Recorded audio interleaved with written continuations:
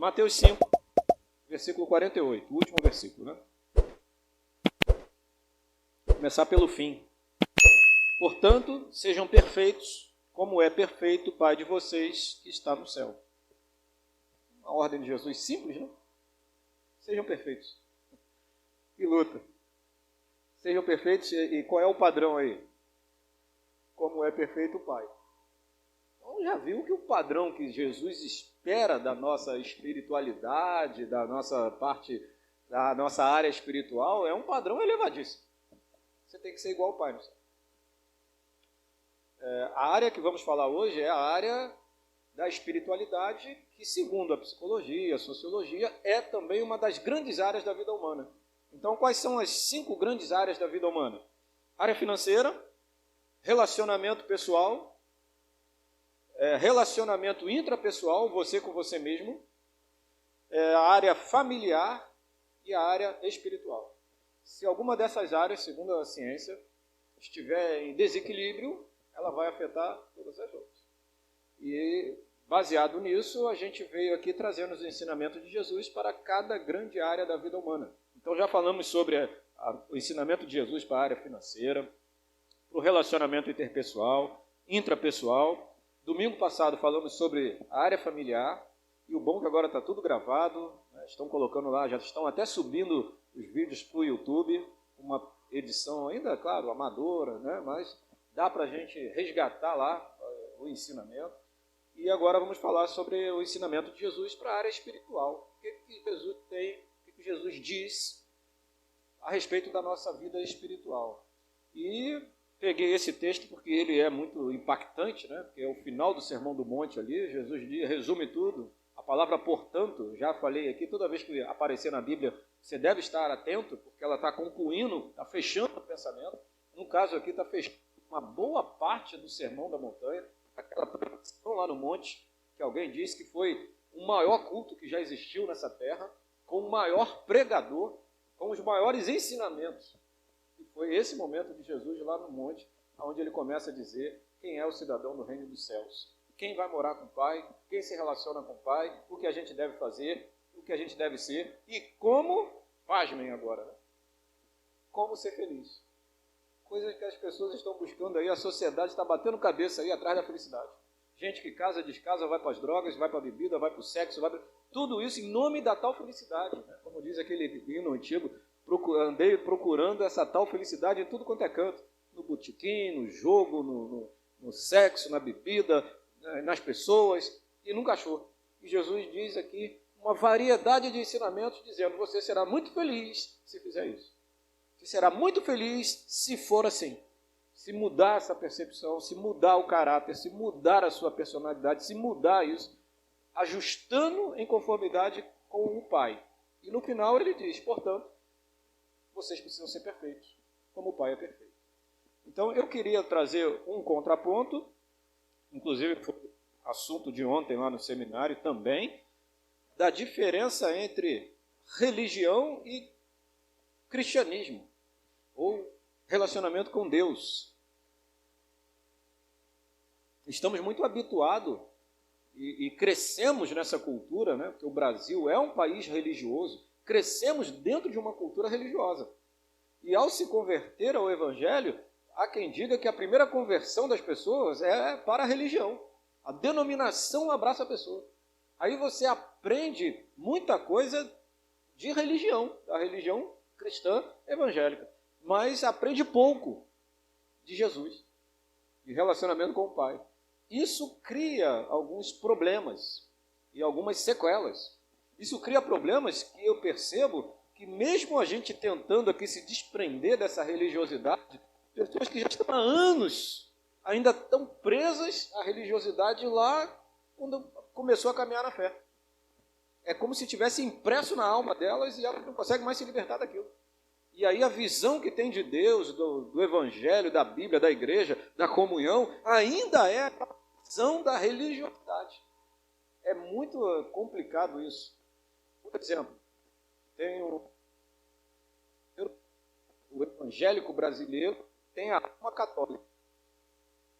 Porque ainda tem uma percepção lá da teologia católica, porque nasceu imerso nela muitas vezes, fez os primeiros passos ali da caminhada nessa teologia e ele não consegue se desprender disso. Quer ver uma coisa que é tão comum?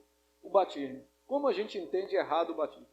E as pessoas às vezes querem batizar seus filhos, querem se batizar, porque tem uma mentalidade de que o batismo vai fortalecer ele. E se batizar, não, se eu batizar o meu filho, se ele se batizar, ele agora vai ficar firme, vai andar nos caminhos. Isso faz parte da teologia católica romana, porque ela crê que o batismo é regenerador. Não é o Espírito que faz a regeneração, se cria o batismo. Então o batismo tem a capacidade de salvar e também de fortalecer a pessoa. A gente vem de conteúdo muitas vezes. Cansei de ver aqui mães e pais que forçam uma barra para batizar os filhos para poder achar que ele vai ficar no caminho. Que agora vai fortalecer ele. Tomar ceia para ficar forte espiritualmente. A gente ainda tem essas questões ainda não muito bem resolvidas e a gente não se liberta disso. Formato de orar, vestimenta, ritos, tudo isso acaba nos aprisionando, que faz parte da religião. Então, o Evangelho, quando ele foi proposto por Deus, para a gente viver o Evangelho, que é o relacionamento com Cristo, que é a boa nova, que é Jesus, ele não traz características das religiões. As religiões, as características maiores das religiões, é ter os seus ritos, os seus símbolos, é ter a figura do líder ali, que vai fazer com que a pessoa, né, o praticante da religião, possa ter contato com a divindade. Então tem o líder, que é o mediador, que nas religiões, aí, no estudo da ciência das religiões, é chamado de xamã. Seria aquela figura que eu vou manipular o ser divino em seu favor. Então você tem uma demanda, você tem uma percepção, as coisas não estão dando certo na sua vida, isso da vida do religioso, e ele tem uma percepção de que a divindade está aborrecida com ele. E ele vai até o líder para que o líder faça alguma coisa para poder a divindade que ele crê não puna mais ele. E aí o líder pede oferenda, pede trabalhos, sacrifícios, penitências, e ele paga aquilo tudo ali para que a divindade não puna mais ele. Ou ele quer um benefício da divindade. Por algum motivo ele quer uma promoção no trabalho, ele quer o carro, ele quer a casa própria. Então ele vai na religião e vai até o líder e peça: o que eu faço para a divindade aí destravar os meus caminhos, abrir as portas, me conceder essas bênçãos? E o líder vai dar para ele alguns passo a passo que ele precisa fazer, que ele precisa comprar, ofertar, que ele precisa realizar, o sacrifício que ele tem que fazer. Isso é um ponto em comum na maioria das religiões. Aí quando a gente vem para o cristianismo, isso não existe. Não existe símbolos, não existe a figura do xamã, não existe essa coisa de manipular o divino para poder receber bênção ou aplacar a ira dele. Não existe um tempo sagrado, não existe um dia sagrado, não existe nada disso. Só que aí cria-se um outro problema. Como nós crescemos nessa cultura, a gente sente falta dessas coisas. O brasileiro sente falta disso. Então o que o brasileiro faz? Ele se converteu a Jesus, entre aspas, não sei se converteu realmente, mas ele tem carência disso. Então ele começa a fazer essas coisas dentro da visão cristã. Aí ele pega símbolos para ele, aí ele começa a achar que o local é sagrado, ele começa a achar que tem um dia sagrado, ele quer que o pastor seja o xamã dele, ou seja, pastor, fala com Deus aí para poder Deus parar de ficar irado comigo, parar de me punir, parar de me castigar. Pastor, o que eu faço para Deus me abençoar, para Deus abrir portas, para Deus pede a Deus? Ele começa a transportar todo aquele conceito de religião para dentro do Evangelho. Isso faz dele não alguém que tem relacionamento com Jesus, mas um religioso.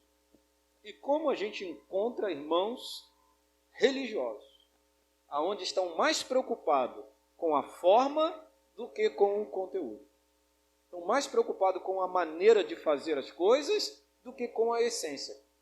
Estão mais preocupados com a capa do que com o que vai dentro. Tipo dos fariseus. Realizavam as coisas que tinham que fazer, todos os ritos da religião, porém Jesus condenou cada atitude deles.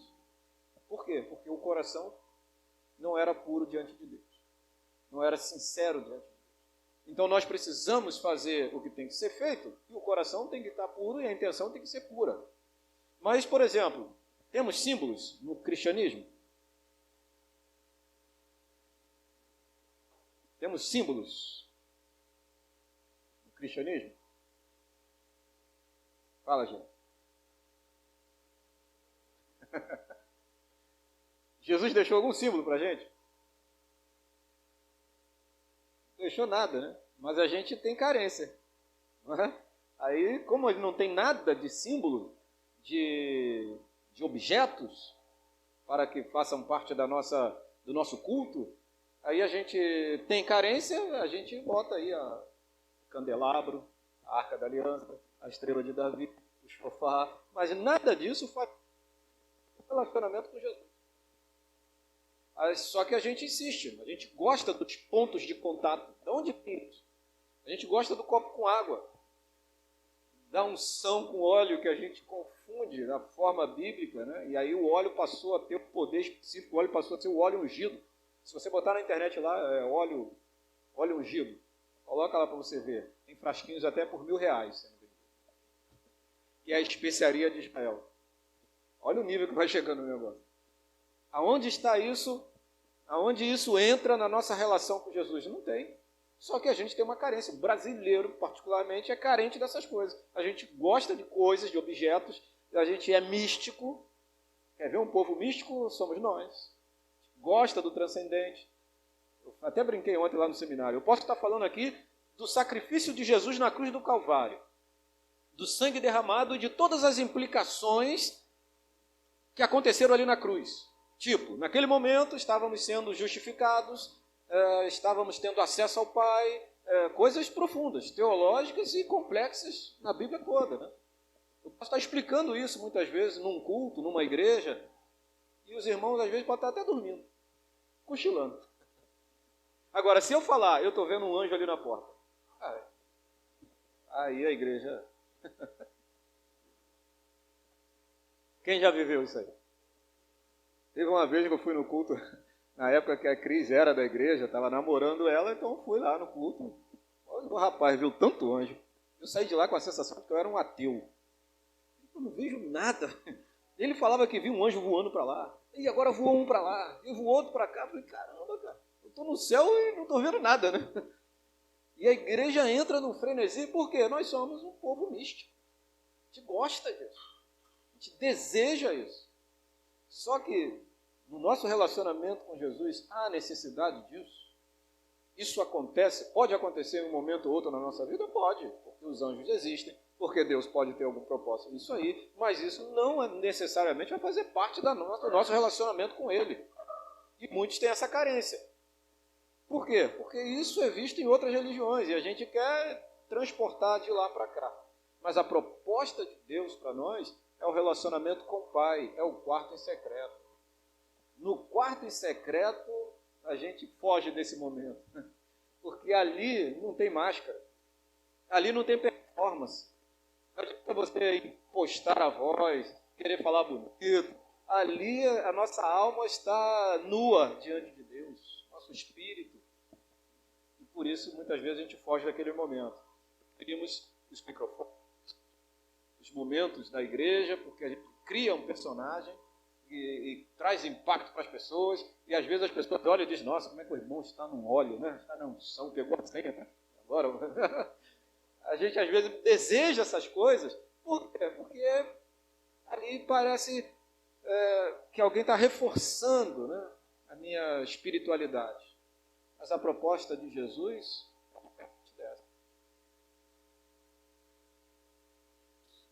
é a solitude, não solidão, mas a solitude. Onde Deus vai ministrar o seu coração. É onde você entra em contato com Ele e não precisa do líder, do xamã, para poder ficar intercedendo por você. Eu não preciso estar lá, eu não preciso saber. Você tem acesso a Ele. Por isso, a morte de Cristo, o véu se rasga no templo, porque você tem acesso ao Pai. Você tem acesso à sala do trono. O véu não existe mais. Não adianta a gente ficar cantando aí o véu, mas não tem mais véu, não existe véu. A igreja nasceu sem o véu. O véu era para um momento anterior. Agora não tem mais. Você tem acesso. E a Bíblia até desafia você que você entre com ousadia no trono da graça de Deus para que você possa receber dele a graça, a direção, a orientação, tudo aquilo que necessitar para realizar a vontade dele aqui nessa terra. Então a gente precisa ter isso em mente.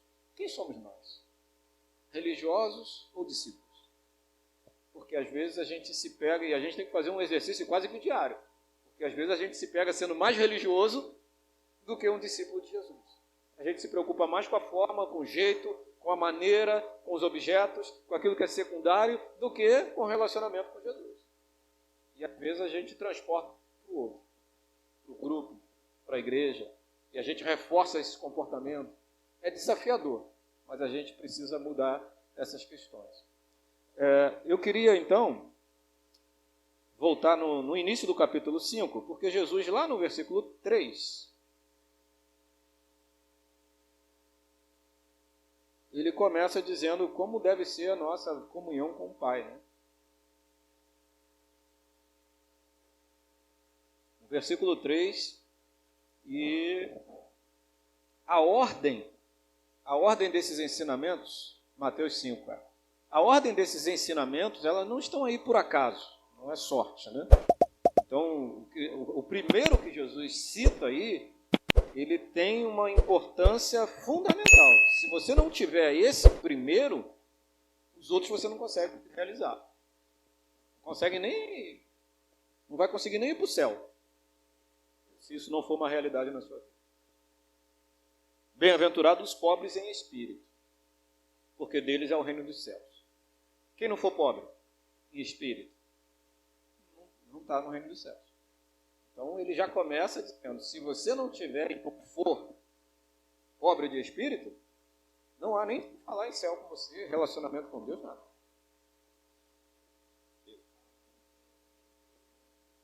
Então,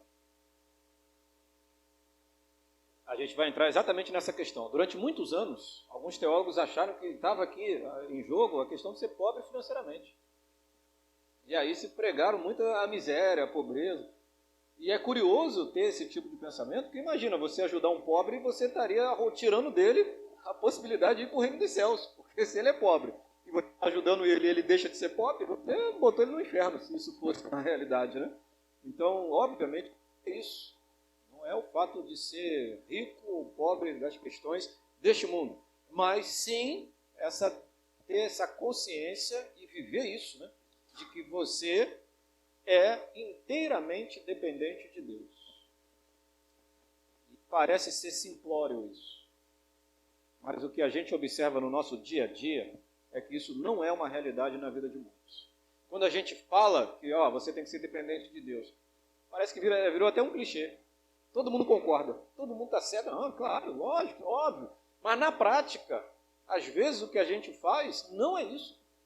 A gente quer muitas vezes levar a vida de forma independente de Deus. É curioso, um exemplo de submissão que me vem à memória é aquela passagem de Davi lá em Ziclag, que eu já até falei aqui à noite uma vez no culto. Quando Davi chega lá, que todo mundo, os inimigos tinham levado as mulheres de Davi, inclusive a esposa dele, os filhos de todo o povo, de todo aquele arraial ali, Davi começa a chorar. Só que Davi é um homem de guerra, Davi era temido entre as nações, ele era poderoso, ele tinha conquistado muitas terras para Israel, todo mundo sabia da habilidade dele, todo mundo sabia do potencial de Davi, inclusive ele sabia que ele era um homem bom na luta. O que ele faria? Ou o que nós faríamos no lugar dele? Eu ia partir para a guerra, junto ao exército aí, vou lá agora resolver esse problema. Não tenha dúvida disso, eu faria isso. Por quê? Porque eu sou hábil, Deus me deu essa habilidade, eu sei lutar, estou diante de um problema, levar a minha esposa, levar os filhos do povo, o povo está aí angustiado, eu vou lá e vou resgatar isso aí. Não é o pensamento natural que a gente tem? E a gente não faz isso na nossa vida? Quando os problemas se levantam? E a gente acha que tem habilidade para resolver, ou às vezes até mesmo quando não tem habilidade, a gente já atravanca para tentar solucionar um problema, mas Davi teve um outro pensamento. Davi foi buscar em Deus. E ele pergunta para Deus, posso ir atrás? Se eu for, eu vou alcançar eles? Eu vou vencê-los? Um homem que tinha muitas habilidades, que já era temido pelo mundo inteiro, ele vai consultar Deus, se pode ou não fazer. Percebe a lição para nossas vidas? Que muitas vezes a gente falha nisso, porque a gente quer fazer com a força do nosso braço, com a nossa inteligência, com a nossa razão, com a nossa lógica, com a nossa intuição. Eu já sei fazer, teve um tempo atrás que aconteceu algo semelhante, eu fiz, deu certo. A gente atravanca, a gente é assim. Só que ao fazer isso, a gente pode começar a não ser mais pobre de espírito, a achar que a solução está sempre na força do nosso braço. E Deus autorizou ele, pode ir, você vai encontrar, você vai vencer e vai trazer todo mundo de volta. Entende? Nossos anseios. Sabe por que a gente também não vai consultar Deus? Porque a gente é imediatista. Então surge um problema na nossa vida, a gente quer a resposta agora. E a gente sabe lá no nosso íntimo que buscar Deus vai demorar. E a gente vai ter que orar, Deus demora a resposta, pode levar um mês, mas eu preciso solucionar agora, o problema está agora, o que eu tenho que fazer? Eu tenho uma resposta agora. Então, como Deus demora a responder, eu acabo atravancando, realizando. Mas isso não é ser pobre de espírito. Pobre de espírito é aquele que sabe que é inteiramente dependente de Deus. E as questões espera nele. A Bíblia diz que Davi se reconfortou em Deus. Ele recebeu a força em Deus. Antes de qualquer coisa, ele foi renovar as suas forças no Senhor. E às vezes nós não fazemos isso. Então, o que Jesus está dizendo aqui é que a gente precisa ter essa consciência de que somos dependentes de Deus, mas que a gente também tem que ter a prática de saber, de se submeter a Deus para todas as questões da vida humana. Como é difícil isso? É ou não é? Puxa na sua memória aí. Quantas vezes você já não atravancou? Quantas vezes você já não foi? E muitas vezes até mesmo de forma atabalhoada. E aí se arrebenta mais do que se estivesse esperando em Deus. E o negócio é tão complicado porque mistura com a nossa ansiedade. A gente nem se dá conta disso, né? Mas isso mistura com a nossa ansiedade. A gente fica ansioso para resolver o problema, aí a gente imagina que Deus vai demorar, as coisas estão ali, você fala, se eu não tomar uma atitude agora, o negócio degringola de vez. Mas Deus não é poderoso para sustentar isso aí e a coisa não degringolar de vez? Por que tem que ser agora? Na sua concepção, a tomada de decisão tem que ser agora. Às vezes, não é de Deus, pode ser 4 dias depois. Lembra de Jesus com Lázaro? Lázaro está enfermo. Jesus vai atender um, vai atender o outro. Chega 4 dias depois.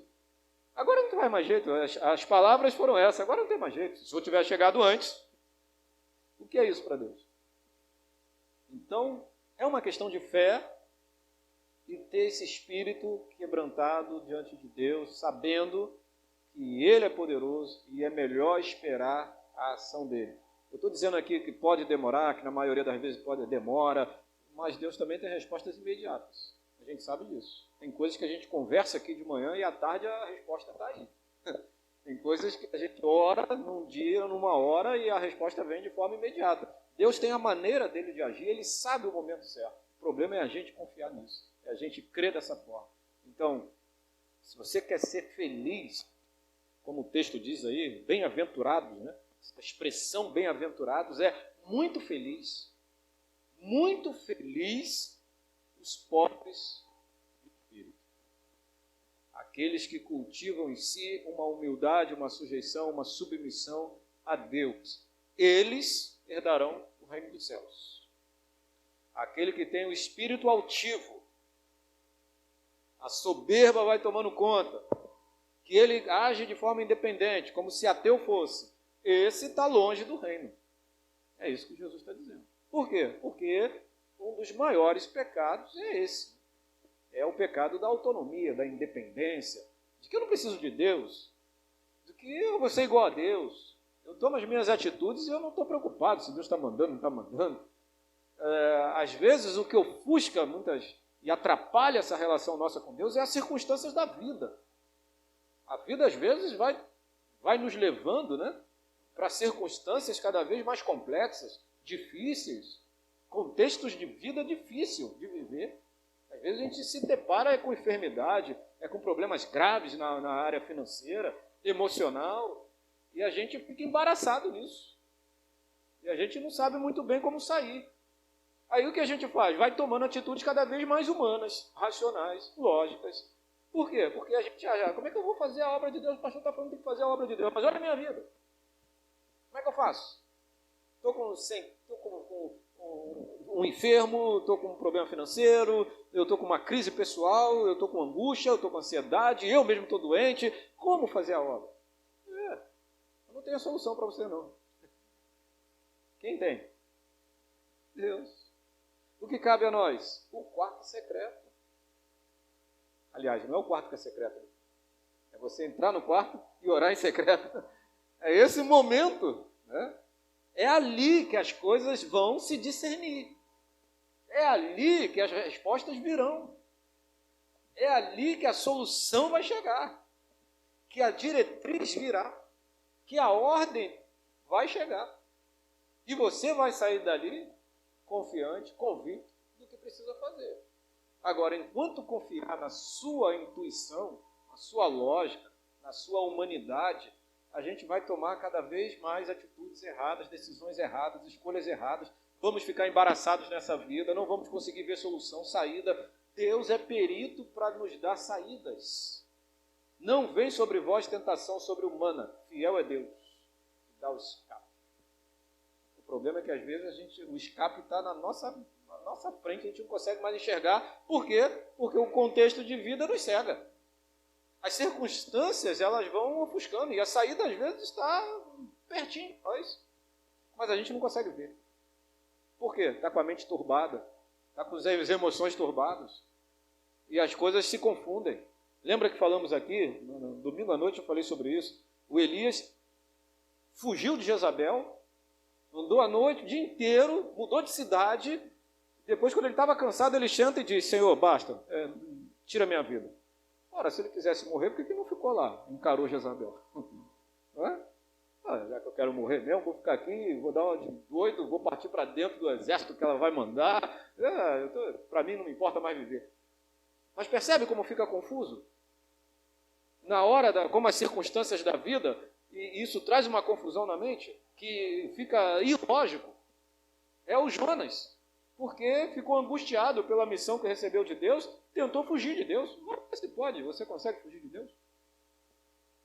O Adão, quando peca, ele foge de Deus. Ele vai se esconder pelas árvores. E Deus fala: onde você está, Adão? Tem como você se esconder de mim? Mas o que eu quero ressaltar é que as circunstâncias da vida, muitas vezes, vai confundindo a nossa mente e a gente vai tomando atitudes, às vezes, irracionais, ilógicas. E a gente nem se percebe. Isso aconteceu com esses homens de Deus. Isso acontece com a gente. Aonde isso vai se discernir? No quarto, na oração, na palavra de Deus. As respostas virão. E às vezes você vai até se assustar, porque a resposta de Deus vem, às vezes, numa simplicidade enorme. E a gente fala: pô, mas é só isso? É só isso que eu preciso fazer? É só isso que eu preciso mudar? Se você mudar isso, vai acontecer. Se você virar essa chavinha aí na tua mente, as coisas vão acontecer.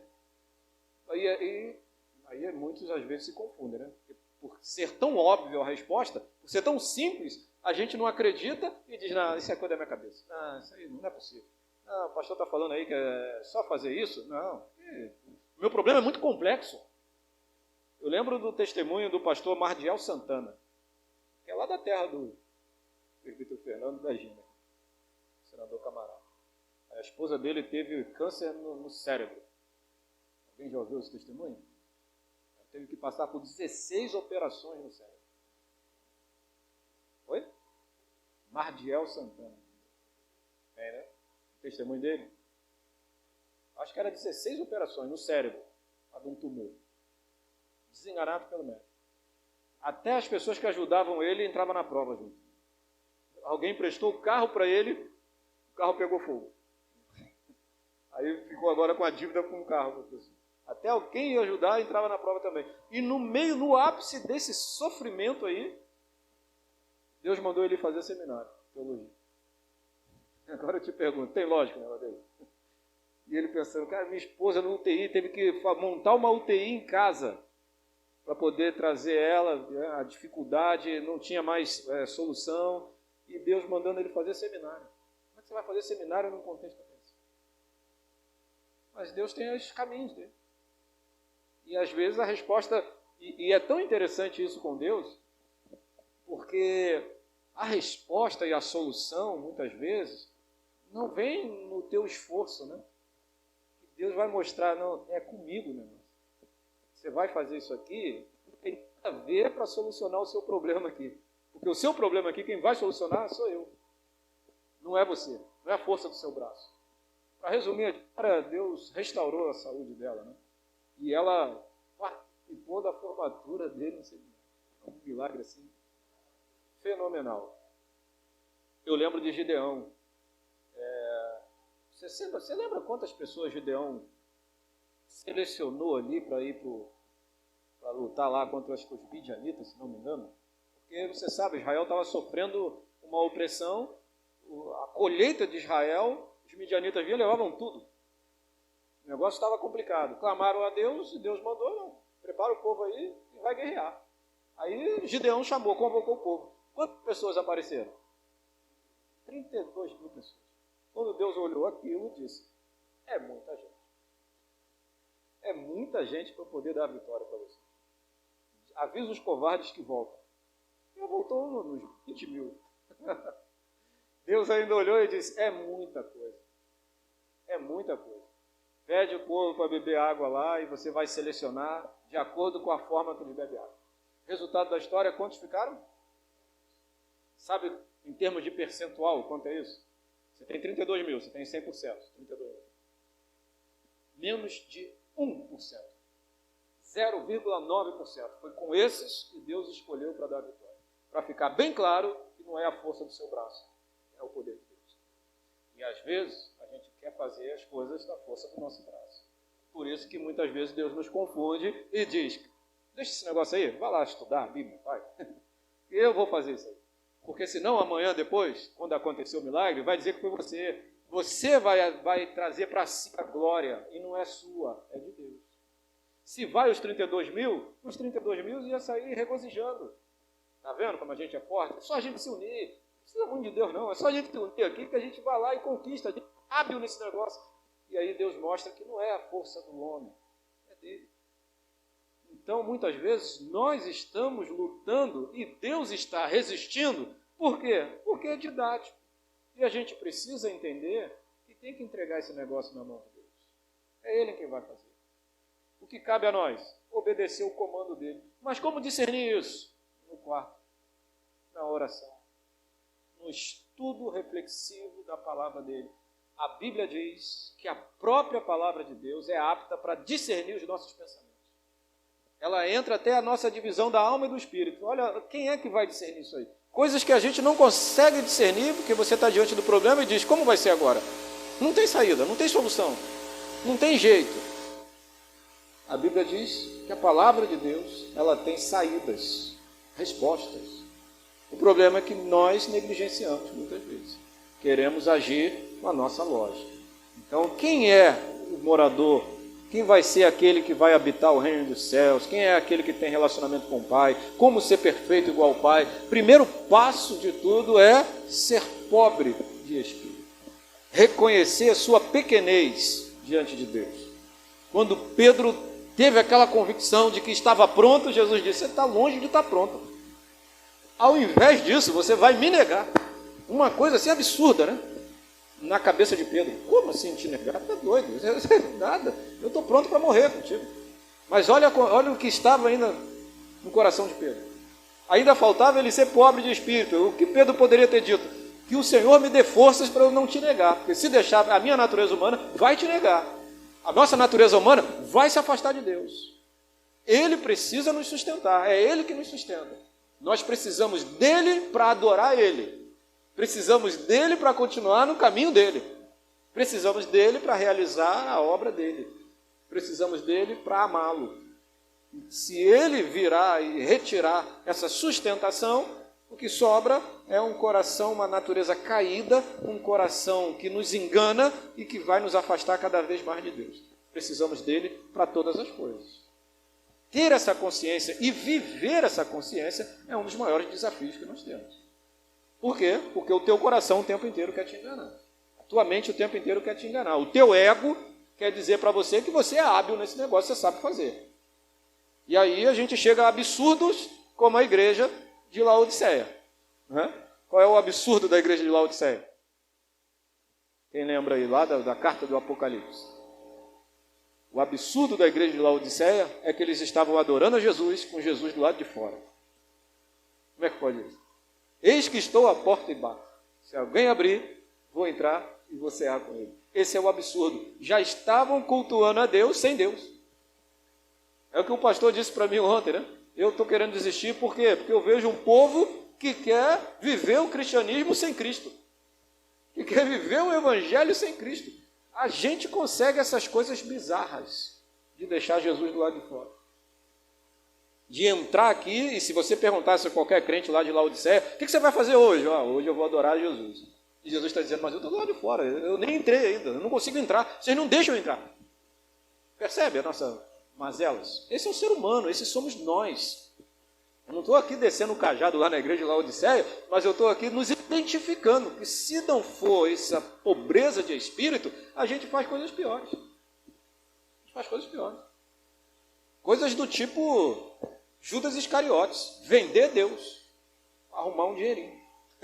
A gente vende Jesus, a gente é possível, a gente é capaz de fazer isso. A nossa natureza humana é capaz de fazer essas coisas.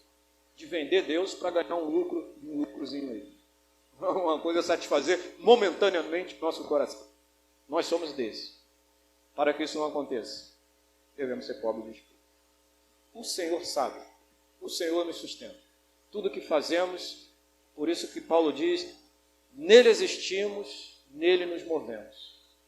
Essa consciência nunca pode fugir da nossa mente. E isso vai refletir, sabe aonde? Nas nossas relações. É por isso que os textos mais à frente vai dizer, bem-aventurados misericordiosos. Por quê? Porque quem é pobre de espírito, quem tem essa dependência de Deus, quem se coloca nessa condição diante de Deus, isso vai refletir nas nossas relações. É visível, é notório, é perceptível. Se eu não consigo ser extremamente dependente, submisso de Deus, ter consciência de que eu mesmo posso me levar à ruína, se eu tiver essa consciência, eu vou ter essa consciência com os irmãos. Porque eu sei que o irmão também pode estar e estará na mesma dificuldade que eu. Então não tem como eu ser humilde diante de Deus e ser arrogante com os irmãos. Aí, na verdade, eu não sou humilde diante de Deus. Não tem como eu ser submisso, inteiramente dependente de Deus, e com os irmãos, no trato com os irmãos, é arrogante, é soberbo, duro de coração. Então, não tem essa opção. Quero servir a Deus, mas o negócio é eu e Deus. A igreja não, a igreja aborrece muito. A gente às vezes pensa nisso, né? Coisa chata. Eu quero me aborrecer, não.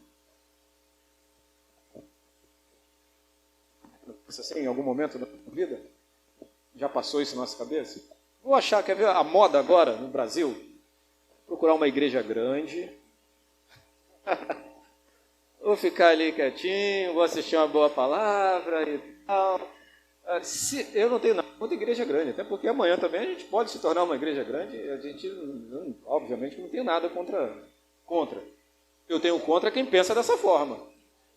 Quem vai com esse pensamento. De que eu vou me esconder ali. Porque ali ninguém vai saber se eu estou faltando ou não, se eu estou trabalhando ou não, se eu estou me engajando ou não.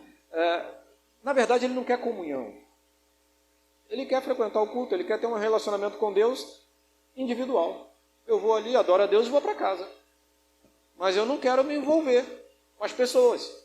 Eu não quero me relacionar com as pessoas porque pessoas dão muito trabalho. É óbvio que dá, não tenho dúvida disso. Estava pensando até em fazer psicologia agora na minha aposentadoria, mas outro dia eu estava pensando, será que é isso mesmo? Eu vou consultar a pessoa, é complicado, né? Lidar com pessoas, aí agora que eu vou me aposentando, não sei. Por quê? Porque é desgastante. Desgasta. Dá com o ser humano, porque cada ser humano tem as suas mazelas, as suas as suas doenças, as suas enfermidades emocionais da alma. A gente sabe disso. A gente se relaciona com o irmão e a gente sabe que das dificuldades de cada um. E isso muitas vezes te angustia, te aborrece. Mas qual é a proposta de Deus? A proposta de Deus não é viver isolado, não é você ter um relacionamento com Ele. A proposta de Deus, e inclusive a ordem que Deus estabeleceu como prioridade para a nossa vida, é amar a Deus sobre todas as coisas, amar o próximo e depois você. Olha a ordem. Deus, meu irmão, ou as pessoas, depois eu. Essa é a relação. O que a gente faz? A gente inverte isso. Aí a gente bota, o negócio sou eu, cara. Eu tenho que estar bem, eu tenho que estar feliz, eu vou atrás da minha felicidade, da minha alegria, o negócio sou eu tenho que estar bem. Depois eu vejo o próximo. E mesmo assim o próximo, a família nuclear. Não é o próximo, é o meu próximo, meu filho, o cônjuge, e olhe lá. E Deus entra, talvez em terceiro, na visão de muitos está em quinto, sexto. Isso não é verbalizado, porque fica feio demais. Mas muitas vezes isso é vivido. Eu em primeiro lugar, depois o meu familiar, em terceiro Deus. Só que a proposta de Deus é Deus sobre todas as coisas, o próximo, depois eu. Inverte a ordem da sociedade. Se você inverter essa ordem que o Criador colocou, é óbvio que você vai continuar doente. Não vai encontrar a verdadeira felicidade, porque ela está aqui nas bem-aventuranças. A proposta de Jesus está aí. Quer ser feliz? Viva isso aí. E isso é esquisito no mundo, porque o mundo, o que a sociedade mais prega? Que você não tem que ser pobrezinho, no espírito, submisso, dependente. Tu tem que ser o campeão, o vencedor. O que os coaches evangélicos pregam? Que você tem que ser o vencedor. Campeão, vencedor. É ou não é? Aí aquilo dá um gás, mexe com tua autoestima e você sai dali renovado. Tá vendo? Eu sou um campeão. Como diz que você é um campeão já no ventre da sua mãe. Você furou o óvulo, o útero, você entrou ali. Olha como você venceu ali. Você já é campeão. Imagina se você teve a habilidade necessária ali para entrar, ou se foi Deus que já te escolheu ali. Percebe a diferença? Uma sociedade que prega isso, que você tem que ser vencedor, vitorioso, aí ouve o que Jesus está dizendo, não, você vai ser feliz se você for dependente de Deus. Se você for pobre de espírito, isso vai contra. Olha o outro texto, ainda mais ainda o outro. Bem-aventurados que choram. O que a sociedade diz? Que você, se alguém estiver chorando, o que pare de chorar, deixa de ser bobo e tal, tem que ser alegria, plenitude de alegria, e sorrisos e tal, e nada de choro. E Jesus está dizendo, não, feliz é aqueles que choram. Mas que contexto é esse que Jesus está falando? Que choro é esse? Alguém gostaria aí de participar?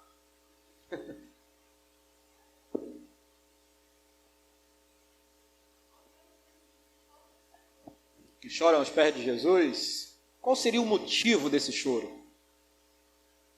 Qual seria esse motivo? Por que você está chorando? Ainda que se você estivesse aos pés de Jesus chorando e ele levantasse para você e dissesse, por que você está chorando? Aí alguém vai dizer assim, eu não consegui comprar a minha casa. Por que o senhor não abriu a porta para mim, não me deu o celular? Qual seria o motivo? Eu entendi exatamente isso, mas qual o motivo desse choro é fundamental. O porquê? Por que a gente chora? E esse choro nos faz muito felizes aos olhos de Deus e seremos consolados. O arrependimento faz parte. Quebrantado por quê? O texto que eu li no início aqui. Sejam perfeitos como seu Pai é perfeito. Consegue ser perfeito?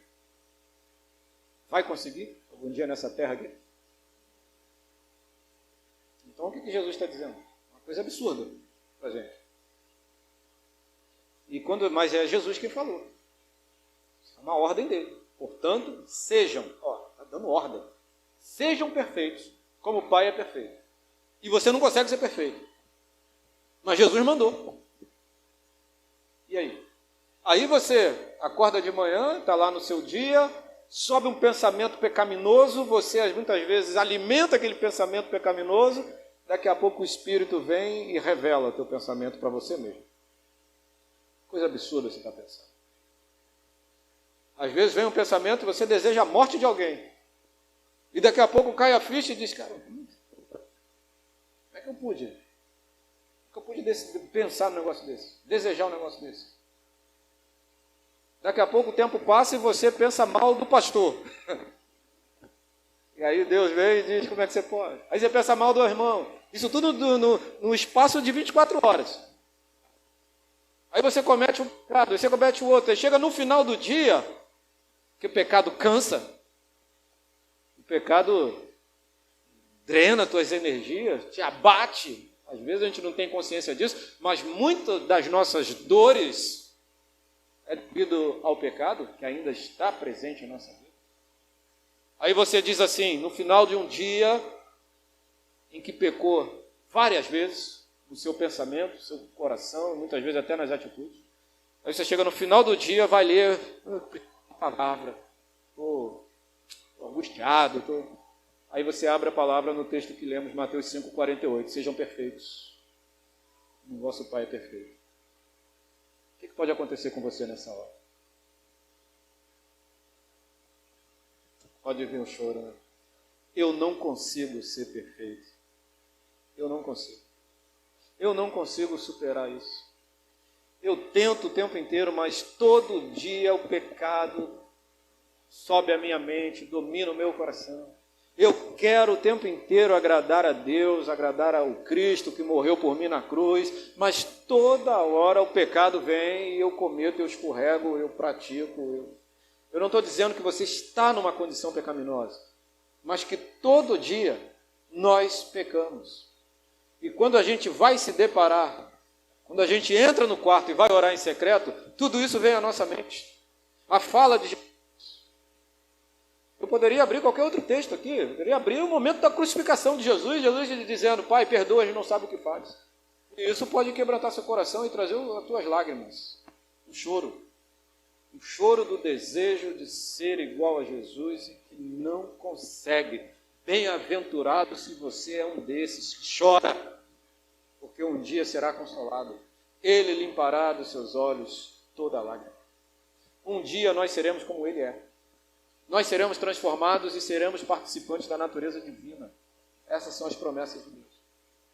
Mas às vezes não, né? Todo dia a gente se depara com a malignidade que está no nosso coração. É o choro de Pedro, quando chegou para Jesus, afasta-te de mim porque sou pecador. É essa a postura. É aquele cidadão que foi orar e batia no peito, diz a Bíblia que ele não conseguia nem olhar para o céu, dizendo, tem misericórdia de mim porque sou pecador. É o choro de Paulo que diz, quem me livrará do corpo dessa morte? Miserável homem que sou. O bem que eu quero fazer eu não consigo, mas o mal toda hora eu faço. É esse choro que Jesus está dizendo. Se você é desses que chora porque quer ser igual ao Pai, tem lutado para ser igual ao Cristo, para ser igual ao Pai, e não está conseguindo, você será bem-aventurado, você é muito feliz. Deus vai consolar você. É esse choro. Não é o choro do filme romântico, mas é o choro do desejo de ser igual ao Pai e não conseguir. O desejo de não pecar para poder agradar a Deus e não consegue. Porque toda hora o pecado está nos rodeando. A expressão que Paulo usa, o corpo dessa morte, já expliquei aqui, né? Quem me livrará do corpo dessa morte? Era a punição que o Império Romano tinha para alguns assassinos. Pegava o corpo da vítima que morreu e prendia o assassino. Amarrava o corpo ali e o assassino era condenado a ficar com aquele corpo até a putrefação. E Paulo está dizendo, quem me livrará do corpo dessa morte? O velho homem está amarrado em nós, em estado de decomposição, mas ele está ali. Ele está ali, você convive com ele. Toda hora você pratica coisas da velha natureza. Você tem que manter ele subjugado no espírito o tempo inteiro, mas o tempo inteiro ele está querendo dominar você. Não é essa a luta que a gente enfrenta? O espírito e a carne. Toda hora a gente quer praticar coisas da carne, obras da carne. Toda hora sobe do nosso coração, muitas vezes uma inveja, uma vontade de revidar, de vingança, do toma lá e dá cá, de afrontar, de ofender, de retribuir na mesma moeda. Toda hora a gente pensa nisso, toda hora. A gente sai aqui, eu posso sair daqui do culto maravilhoso, do Monte da Transfiguração, né? Pode ter acontecido aqui a transfiguração de Jesus, todo mundo viu. Pega o carro, sai ali, o cara me fecha, o desejo do velho homem já vem. É impressionante. Nós somos assim. Alguém te ofende, alguém te xinga, alguém faz uma coisa que você já... Todo mundo sabe que isso te aborrece. Alguém aperta o botão vermelho, lembra dos botões que falamos aqui? Do verde e o vermelho? Do livro do Luiz Hahn, psicoterapeuta de casal. Todos nós temos os nossos botões vermelhos. E os nossos cônjuges sabem quais são os botões vermelhos. E tem dia que ele acorda com muito desejo de apertar o botão vermelho.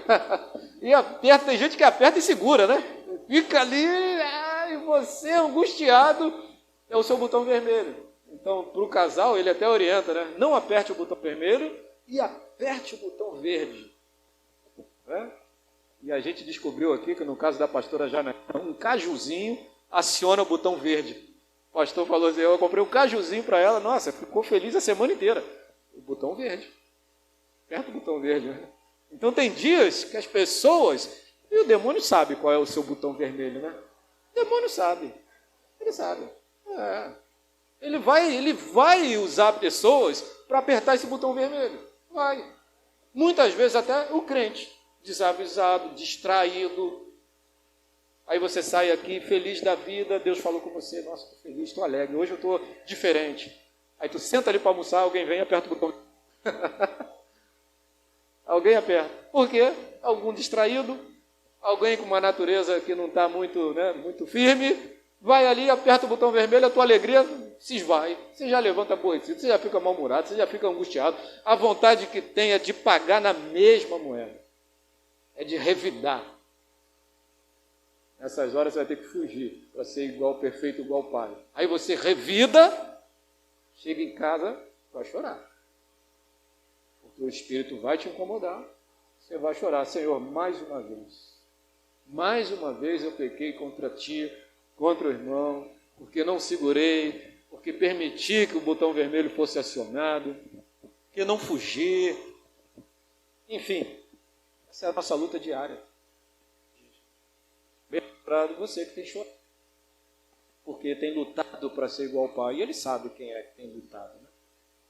Sabe quem tem perseverado no caminho, quem tem se esforçado para ser igual a Ele. Ele se conhece, não dá para enganar Ele. Engana pastor, engana irmão da igreja, engana marido, engana esposa, engana filho, pai, mãe, todo mundo. Só não sei se consegue enganar o demônio também. Eu acho que é difícil de enganar o demônio, porque ele está aí vendo toda... Mas, se possível for, engana o demônio também. Mas Deus não engana. Ele sabe o que está dentro do nosso coração. Quem é o cidadão feliz que tem relacionamento com o Pai? Quem é o cidadão que vai morar no reino dos céus? O pobre de espírito e o que chora porque deseja ser igual ao Pai e não consegue. O texto segue.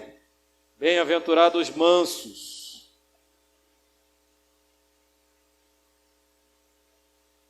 Agora fala dos relacionamentos humanos, né?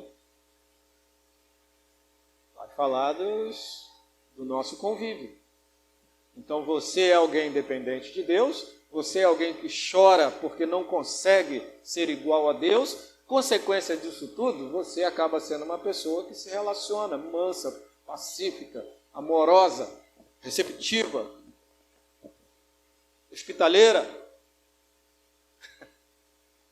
Essa questão da hospitalidade, eu estava lendo um livro ontem sobre as 3 áreas do crescimento, né?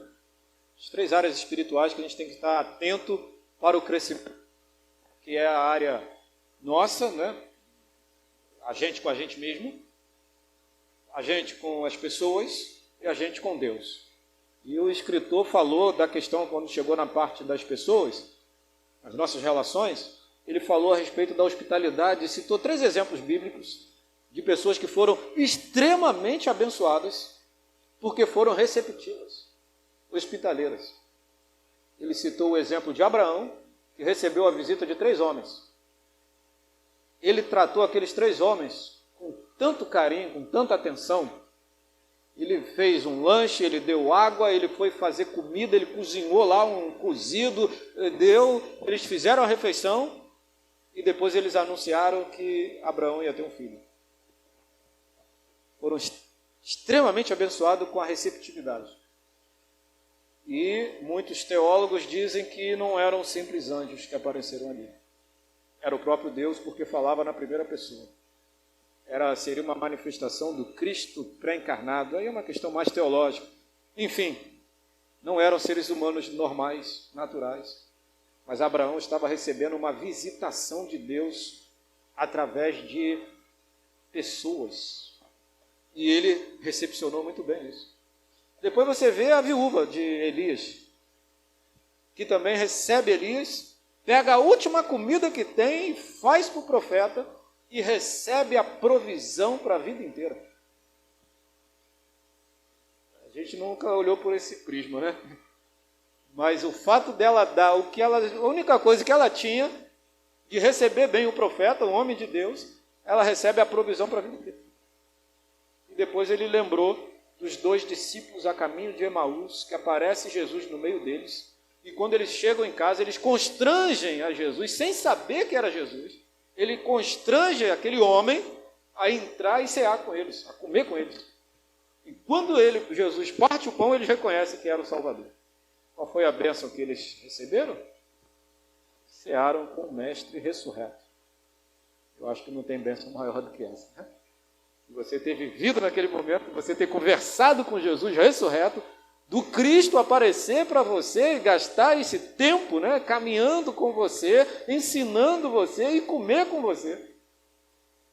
Que lição!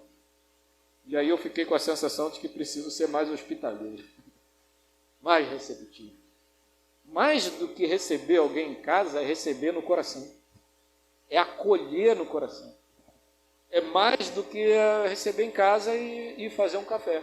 Isso é uma expressão da hospitalidade. Mas é uma das expressões. Não é a expressão. Agora, a recepção da pessoa no coração, do novo membro que chega, do visitante, a gente não sabe quem a gente está recebendo.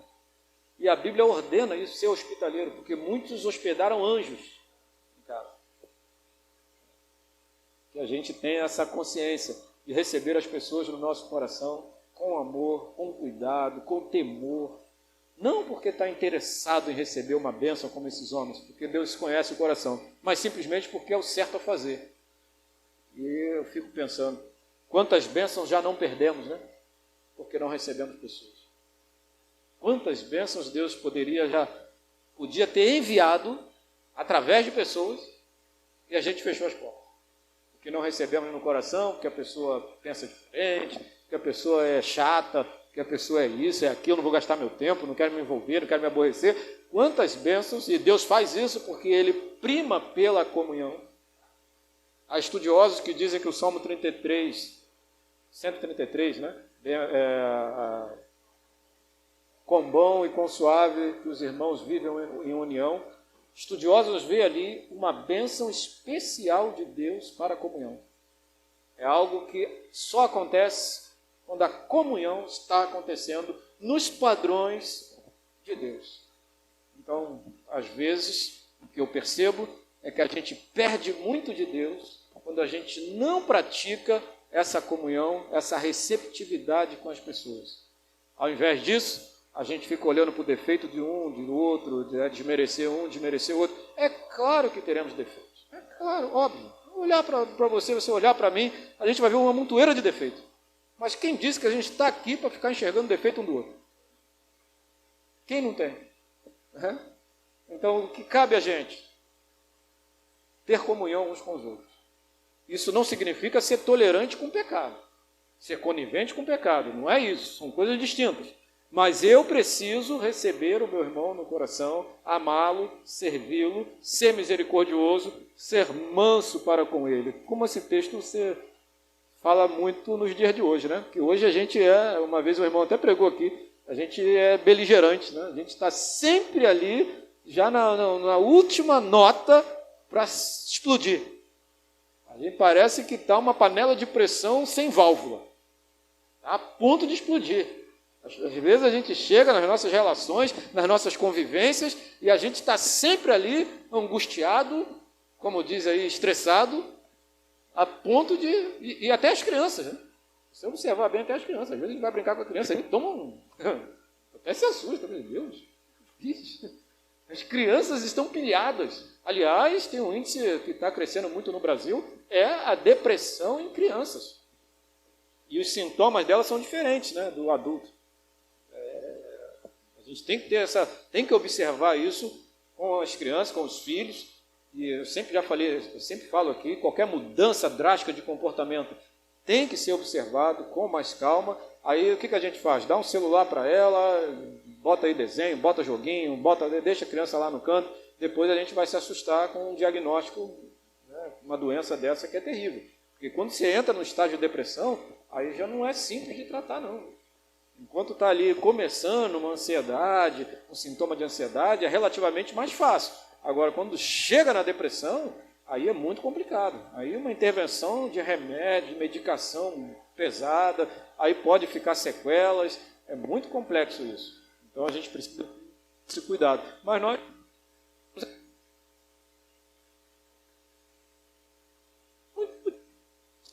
aquela questão da irracionalidade. Nós não temos. São vidas, são maneira de vida que a gente escolheu. Ontem, no pequeno grupo, eu observei, não sei se a Carla Santos observou, quando a gente vai dando oportunidade para cada um, uma semana muito corrida, uma semana muito corrida, uma semana muito corrida, e eu fiquei pensando, cara, mas quem está correndo esse negócio? Porque 24 horas para todo mundo, não é? Por que a gente está correndo esse negócio? Por que a gente está acelerando isso? Cabe a gente decidir esse negócio. Eu não desacelero. Não, isso aqui eu não vou fazer mais, isso aqui está me acelerando. Isso aqui eu vou tirar. Isso aqui eu vou tirar. A gestão da semana, do tempo, está na nossa mão. É um livrinho que eu até trouxe para cá, super ocupado. Muito interessante. Oi? Exatamente. E como aquilo ali é para a vida, né? Você planejar a sua vida. Ele citou até o texto do Salmo lá, ensina-nos a contar os dias. É isso. E a gente não se dá conta disso, vai enchendo a vida de coisas. Aquele exemplo que eu já falei aqui do Alfredo Simonetti, né? Que é o homem pós-moderno é como se estivesse numa esteira de academia, e alguém acelera a esteira a tal ponto que você não consegue dar conta. E você está correndo, daqui a pouco você está já todo atabalhoado, se arrebentando, ficando doente, cheio de sequelas. Mas quem está acelerando? Quem é que foi lá e apertou o botão da esteira da sua vida? É isso que a gente precisa identificar. Se você vai agregar alguma coisa, tem que tirar outra. Tem que ter o tempo da solitude, o tempo com Deus, o tempo da contemplação. A gente nem sabe o que é isso. O que é contemplação? Contemplação é aquilo que Jesus falou: observe os lírios do campo, os pássaros, observe a formiga, observe... Quem vai ter tempo para observar esse negócio se a gente está com uma vida toda acelerada? E ontem ficou muito característico isso aí, né? Uma vida corrida, uma semana corrida, uma semana corrida. Fala, cara.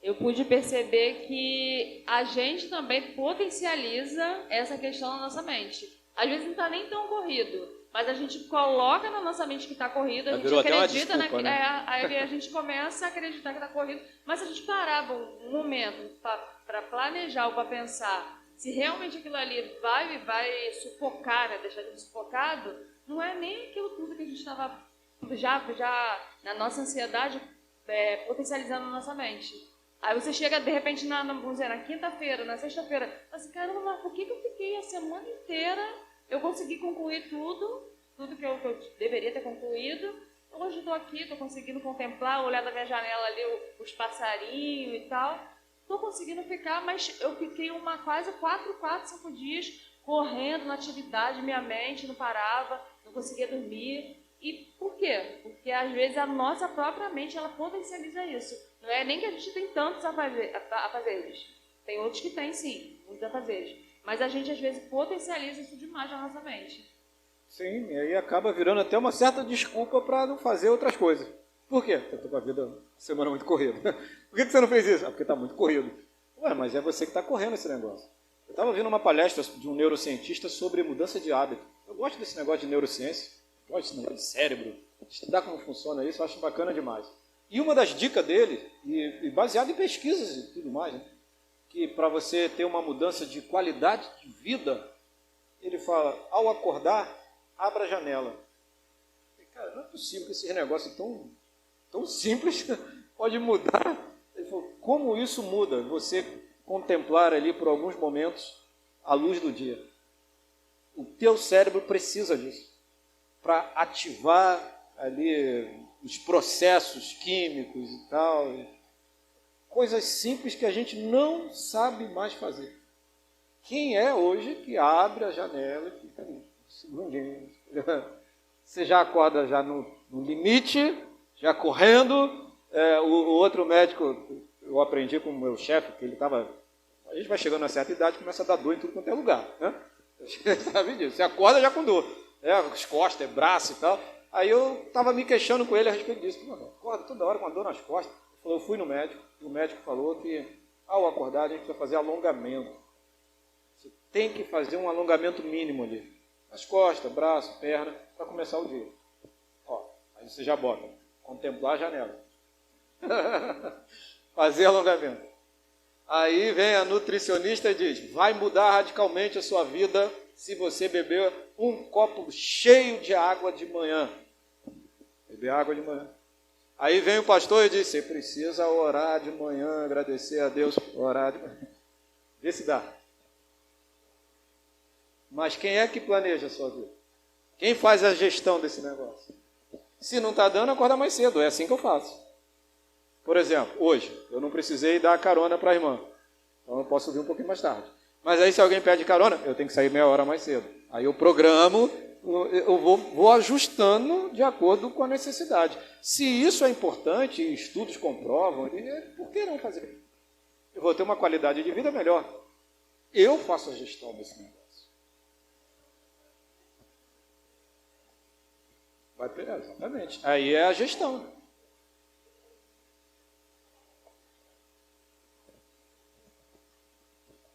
Então, isso me trazia um transtorno para mim mesmo. Durante a semana eu ficava pensando naquilo para no final de semana é mais o trabalho e tem que cuidar de casa. Então, isso traz para a gente. Por mais que você consiga administrar e cumprir aquilo, assim é a minha visão. Tem coisas que às vezes a gente deixa de fazer, principalmente assim, o contato, principal que a gente precisa com Deus, eu fazia, mas daquele jeito, né? Contato, o tempo contato. Pois é. E aquilo me estressava também. Ficava estressado. Tem coisas que eu acho que é necessário parar de fazer. Por mais que a gente tenha gestão e que tudo no final acabe bem, mas você pode ver que depois no término daquilo que você está, não sabe. Mas você fez, você cumpriu. Então, a gestão é exatamente isso aí. Então, às vezes a gente vai agregando coisa e só vai agregando e não vai tirando. Depois a gente fica com uma vida cheia de coisas, uma correria sem fim, e o principal deixa de ser o principal. Aí a gente botou o secundário como principal. Aí a gente já não tem mais tempo nem para a gente, nem para os filhos, nem para o cônjuge, nem para Deus, nem para nada. Por quê? Porque a vida está toda cheia de coisas que muitas vezes, ou na maioria delas, não tem nada a ver com Deus. Deus não mandou, não orientou, não deu a direção, só que a gente acha, há um tempo atrás, eu estava chegando aqui, a gente abriu um comércio, eu e a Cris, um bazar, papelaria. Nossa, coisa horrível. Que coisa horrível. Meu Deus do céu. Toda sexta-feira eu tinha que ir para aquele Mercadão de Madureira para comprar coisa. Nossa, eu deixava o carro no estacionamento, ia no Mercadão, voltava 3 vezes. Um sol, um calor. Aí chegava, tinha que montar aquilo, botar preço, e o comércio tinha que ficar aberto até o dia inteiro. A Cris começou a ficar angustiada, porque ficava sozinha lá. Nossa, aturar clientes, um porre. Todas as dificuldades a gente não. Porque a gente tem a obra, tem um chamado, tem uma vocação. Pode até dar um certo lucro, pode estar, mas é para o outro. Para mim não é. Para a gente não é. E a gente acabou Eu ainda fiquei com sequelas ainda, porque financeiramente tivemos que pagar muitas coisas. Enfim, mas foi uma direção, foi uma decisão fora da direção de Deus. Foi na intuição. A Cris está terminando a faculdade de administração, tem a oportunidade, trabalha em casa, né? Porque era a lojinha em casa. Vamos. Mas não foi algo buscado em Deus, uma solução de Deus, não. Foi algo nosso. A gente se arrebentou todo. E eu fico pensando quantos de nós cometem isso aí ao longo da vida. E quantas sequelas não ficam, porque a gente não para ouvir Deus, faz a gestão mal do tempo, e depois a gente não... Então essa gestão, esse planejamento, né, como foi dito ontem lá no pequeno grupo, de fato tem que acontecer. E Jesus orientou isso. Você precisa sentar e organizar a sua vida. Botar as coisas em ordem. Deus é um Deus que ama as coisas organizadas. E às vezes a gente tem dificuldade com isso. Brasileiro é assim. Abre lá o prazo do imposto de renda, 3 meses. Quando é que a maioria do brasileiro vai entregar? No último dia. Vai empurrando com a barriga, vai postergando, vai. Nós somos assim. Nosso povo é assim. A gente tem essa dificuldade de trabalhar isso antecipadamente, essa disciplina. E aí a gente precisa fazer gestão, tendo até que substituir coisas. Né? Os hábitos da vida também refletem muito bem isso. Como é difícil, né? Cria hábitos, às vezes hábitos ruins, e a gente fica preso nele e não consegue mudar. Isso está fazendo mal para a gente. Por exemplo, quantidade de sono, o que come, sedentarismo. Isso está fazendo mal, está já afetando áreas importantes da nossa vida. Porque nós somos, lembra que falamos aqui?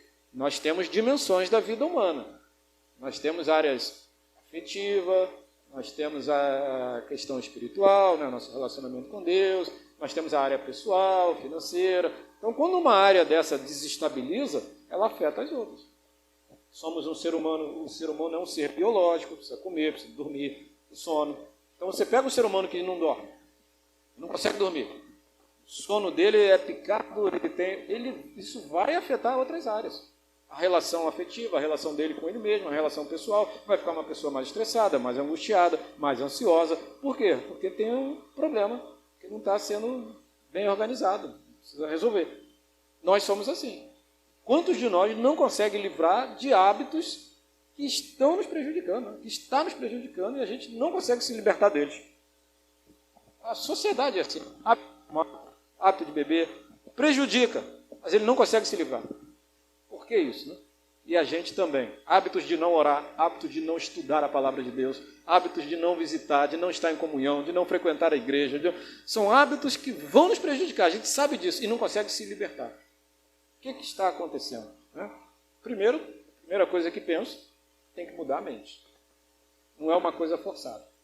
Quando a gente vai lá e força a pessoa, não, a partir de hoje eu vou, se ela não mudou a mente, por isso que a Bíblia fala em Romanos 12, é preciso ter uma renovação da mente.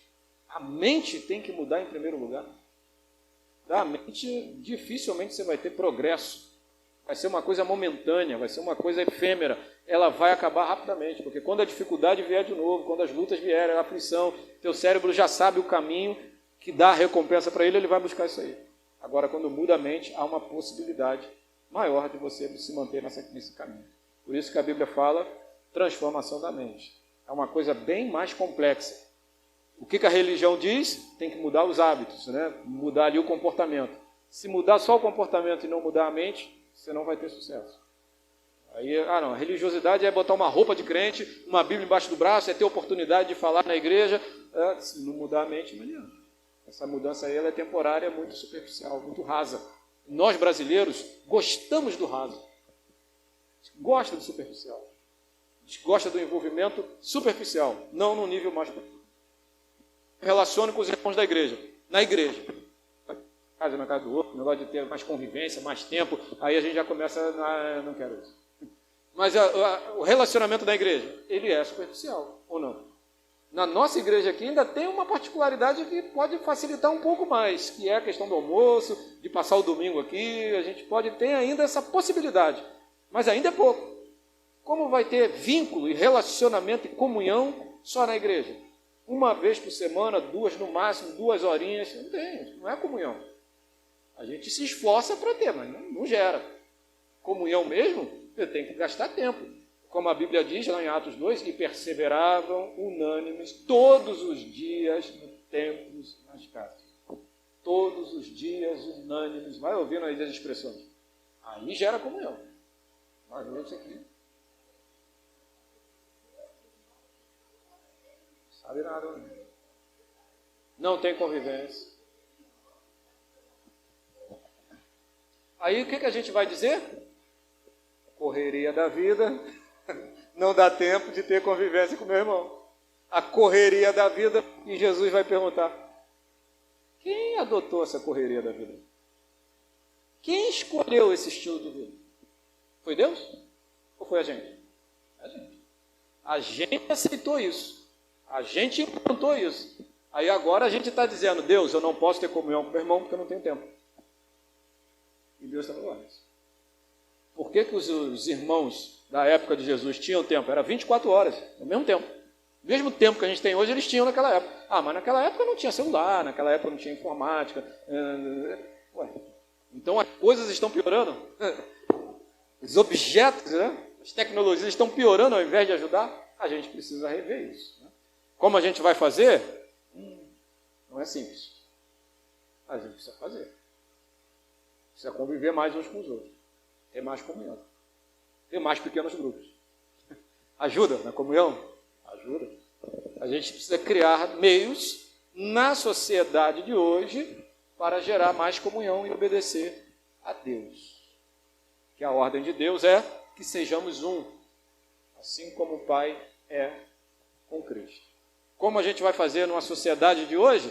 Aí cabe a nós gerir esse negócio. O que não pode é a gente usar essa desculpa diante de Deus. Eu não tenho comunhão com meu irmão porque eu não tenho tempo, a minha vida é corrida. Aí isso não cabe diante de Deus. Você acha que isso justifica diante de Deus? Eu acho que complica. É a gente que tem que gerir esse negócio, planejar isso e organizar isso. Como a gente vai fazer? Temos aí algumas estratégias. A gente precisa colocar isso em prática, né? No versículo 7, aliás, o 6, né? Bem-aventurados que têm fome e sede de justiça, porque serão saciados. Uma das coisas que a gente precisa lutar, e às vezes a gente tem dificuldade, o que é justo e o que não é justo. Né? A gente precisa toda hora refletir sobre isso. Vou pegar um exemplo aqui, sei lá, corriqueiro, simples, que acontece em muitos lugares. A igreja ajuda, a igreja existe para isso também, para ajudar a questão da ação social, ajudar na questão da alimentação, a roupa. A igreja, entre nós, não pode haver necessitado algum. Não pode haver um irmão da igreja que está passando fome. Isso não pode acontecer. Não pode. Porque senão a gente não está cumprindo o que a Bíblia diz. Porém, o tempo passa, os irmãos às vezes não têm uma consciência justa do que é justo, e como a gente já presenciou, o irmão ele vai ter lá a banda larga dele, ele vai ter as condições dele de vida. Aí daqui a pouco ele precisa de ajuda. Mas é justo ajudar nessa condição? Não é justo. Por quê? Coisas que não são necessárias. Tem que ajudar a necessidade. Então, muitas vezes, ter TV a cabo, internet, se você está passando por dificuldades, essas coisas têm que ser cortadas. Para a gente poder... Por quê? Não é justo, às vezes, eu pegar a oferta de uma irmã que trabalha com muita dificuldade, e oferta na igreja, eu pegar essa oferta e ajudar o estilo de vida de um irmão. Toda hora a gente vai ter que refletir sobre isso. Isso é justo? A gente precisa refletir sobre isso. Por quê? Porque não é justo, o dinheiro não é meu, o dinheiro é da igreja, dos irmãos da igreja que tem doado para Deus, e muito do recurso é do irmão que tem dificuldades. Às vezes ele se propõe a ser fiel, então a gente vivencia isso, né? Irmão que trabalha com muita dificuldade, que já tem idade, que já tem dores, que já está experimentado com dores, que tem os seus recursos limitados, mas ele quer ser fiel e ele doa e faz o certo. Agora, quem está na administração desse negócio é que tem que ter essa consciência de ser justo.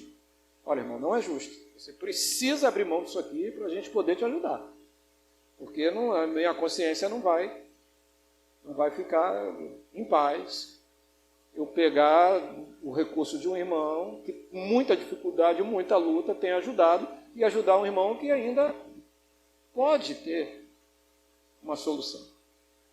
Então, essa consciência de ser, essa fome de justiça, estou dando um exemplo, tá? Não estou querendo dizer que é só isso, não. Essa fome de querer ser justo em tudo, que busca, essa sede, é que a gente precisa ter, se nós somos um cidadão do reino dos céus. É justo isso? Toda hora a gente vai fazer, mas a gente vai ter que pensar nisso. Se é justo, se não é justo, o irmão que trabalha, o irmão que faz um serviço, é justo, não é justo a gente ajudar o irmão, não ajudar, toda hora a gente vai estar nessa consciência, nesse contexto é justo, nesse contexto pode não ser justo, e a gente vai estar toda hora lidando com isso, por quê? Porque estamos lidando com coisas do reino de Deus. E a gente tem que ter muito temor para lidar com isso. Porque isso não é obra minha. Não é recurso meu. A gente viu um casal na Bíblia que morreu por causa disso. Foram fulminados dentro da igreja. Por quê? Porque tocou em coisa sagrada. Porque mentiu para Deus. E a gente precisa ter essa consciência. E é com muito temor, porque as ofertas que são aqui depositadas não são ofertas para mim, nem para a denominação. Tem implicações espirituais aí. São coisas de Deus. Tem que fazer com muito temor diante dele. E a ajuda e a justiça, ela tem que prevalecer o tempo inteiro. Nós temos que buscar essa justiça o tempo inteiro. Isso na relação com a igreja, mas também no seu trabalho. É justo a gente não usar o tempo do trabalho para o trabalho? É justo isso? É justo a gente usar recurso do trabalho sem a devida autorização para trabalhos pessoais? Essa fome de justiça a gente tem que ter em todo o tempo, em todo lugar, em todas as áreas da vida. É justo eu não me doar para o meu filho e substituir essa doação, Netflix, com jogos de videogame, na cabeça de muitos pais? Isso. Na cabeça de muitos pais,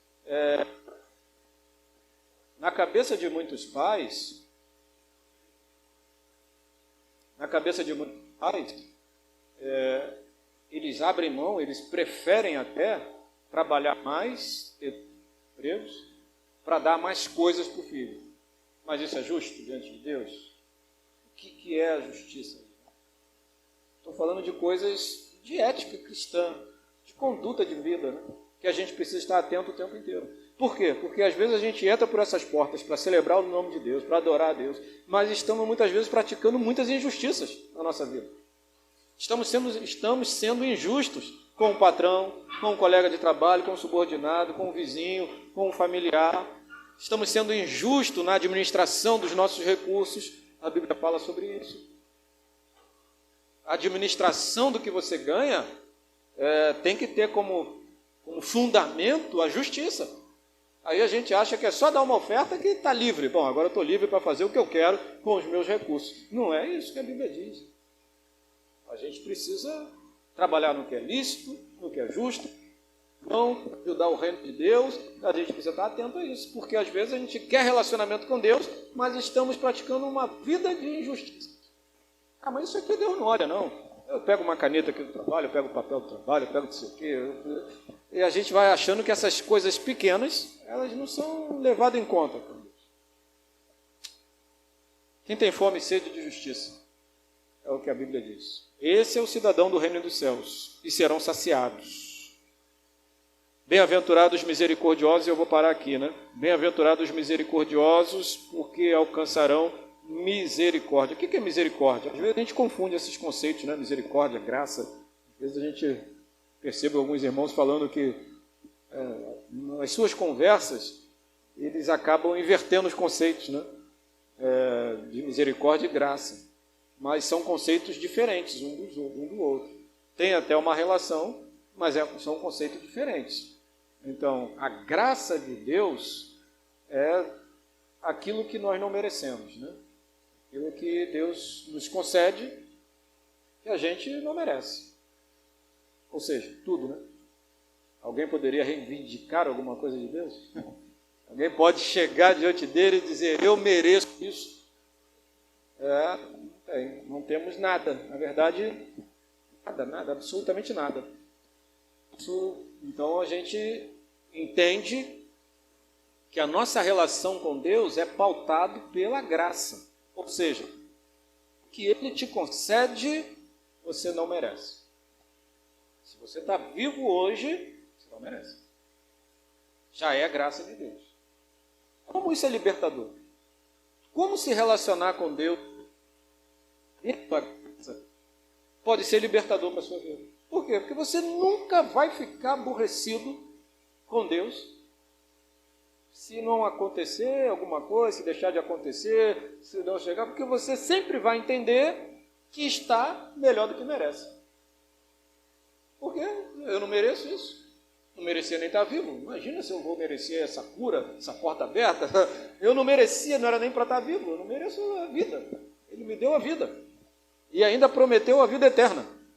Então, por que eu vou ficar chateado com alguma coisa? Então, isso é libertador. E a misericórdia de Deus é a ausência do juízo, né? Ou seja, quando a justiça dele e o juízo dele vai entrar em ação para nos punir, nos castigar, ele resolve não fazer. Isso é a misericórdia que entra em ação. E também não merecemos. Mas a misericórdia é justamente esse conceito de que somos miseráveis, de que ele deveria nos julgar, nos condenar, e ele faz porque ele é misericordioso. São dois conceitos que têm que estar presentes nas nossas relações. E a gente tem dificuldade com isso. Tanto com a misericórdia quanto com a graça também, né? De dar coisas para as pessoas que não merecem. Toda hora a gente vê isso na nossa mente.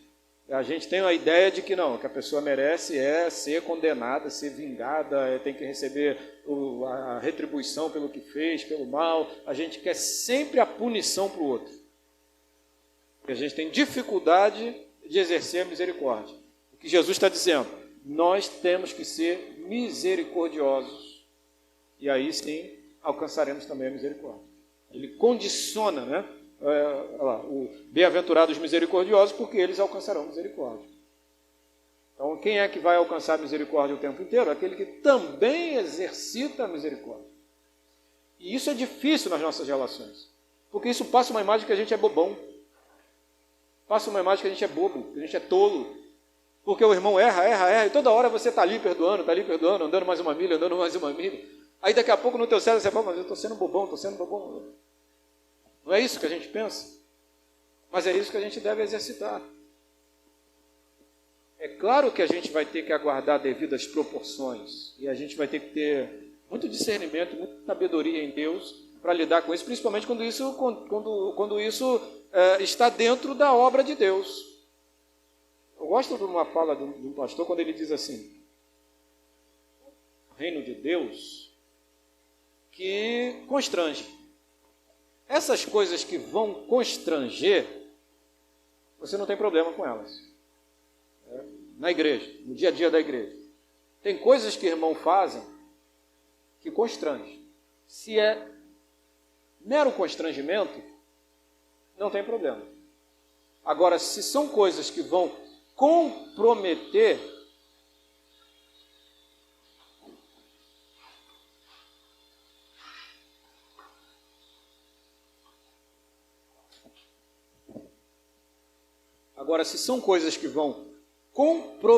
a obra, aí a gente tem que intervir. Por quê? Porque existe um bem maior, que é a obra de Deus em determinada igreja local, em determinada congregação. Então, coisas que comprometem a obra, a gente tem que intervir. E muitas vezes pode até parecer que não está sendo misericordioso, mas pode comprometer a família. Se não constrange, a gente vai tocar o barco, vai perdoar, a gente vai se reconciliar e a vida vai seguir. Então, toda hora a gente fica nesse dilema. Se isso aqui que o irmão fez, cometeu, isso aqui, essa atitude, essa forma com que ele agiu, isso é apenas um constrangimento ou isso compromete a obra? Porque se for comprometer, a gente vai ter que entender. Então, toda hora a gente está diante desse dilema, né? Porque tem coisas e atitudes que a gente faz que, de fato, pode comprometer toda uma obra. Compromete um departamento, compromete a obra, compromete a igreja, compromete a pureza da igreja, e a gente tem que estar o tempo inteiro analisando essas questões. Isso serve para a nossa vida também. Você está sofrendo um mero constrangimento? Ou não? É isso que você tem que avaliar. Ou isso compromete a tua fidelidade, compromete o teu relacionamento com Deus, ou esse agir lá na sua casa vai comprometer a sua fidelidade a Deus. Principalmente quem tem cônjuge que não é cristão. Imagina, o cônjuge não é crente. E ele vai ter práticas e coisas que às vezes vai comprometer o seu relacionamento com Deus. Vai gerar constrangimento ou vai comprometer? Se for comprometer, você vai ter que se posicionar. Por quê? Porque pode comprometer. A gente vai estar diante das autoridades, é a mesma coisa. Então, por exemplo, as leis, as decisões das autoridades, a Bíblia diz que nós temos que cumprir, nós temos que obedecer. E muitas delas podem gerar constrangimento. Mas se comprometer o teu relacionamento com Deus, aí importa obedecer a Deus do que os homens. Uma lei que pode comprometer a obra de Deus, a lei de não pregar mais o Evangelho. Imagina, baixou uma lei hoje no Brasil, ninguém mais pode pregar o Evangelho. A gente vai ter que obedecer? Isso compromete a obra de Deus. Aí importa obedecer a Deus do que os homens. Então a gente obedece até onde não compromete o nosso relacionamento com Deus, a obra de Deus.